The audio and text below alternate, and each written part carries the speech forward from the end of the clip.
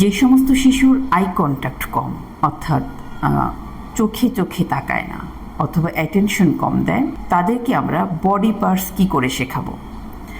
সাধারণত একটা শিশু 12-13 মাস পর থেকে বডি পার্টস আইডেন্টিফাই করতে পারে, অর্থাৎ সে ফিঙ্গার পয়েন্ট করে দেখাতে পারে যে তোমার চোখ কই, তোমার কান কই, তোমার নাক কই, সে ধরে দেখাতে পারে।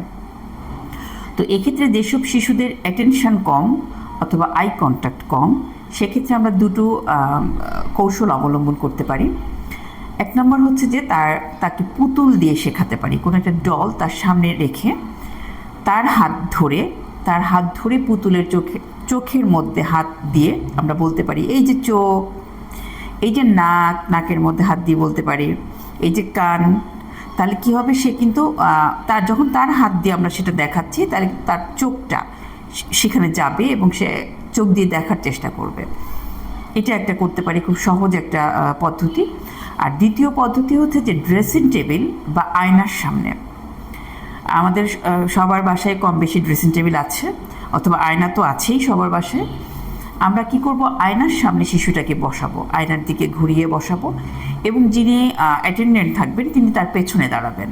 দুজনই আয়নার দিকে মুখ করে দাঁড়াবো, শিশুটাকে সামনে রাখবো।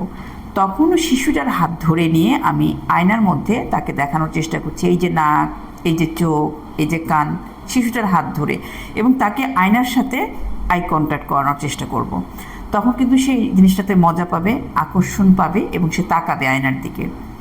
যেহেতু তার আই কন্ট্যাক্ট কম, সেহেতু আমরা এই দুটো নিয়মে তাদেরকে বডি পার্টস চেনাতে পারি। আশা করি এই বিষয়টি যদি বাসায় আপনারা প্র্যাকটিস করেন, তাহলে অবশ্যই আশানুরূপ ফলাফল পাবেন ইনশাআল্লাহ।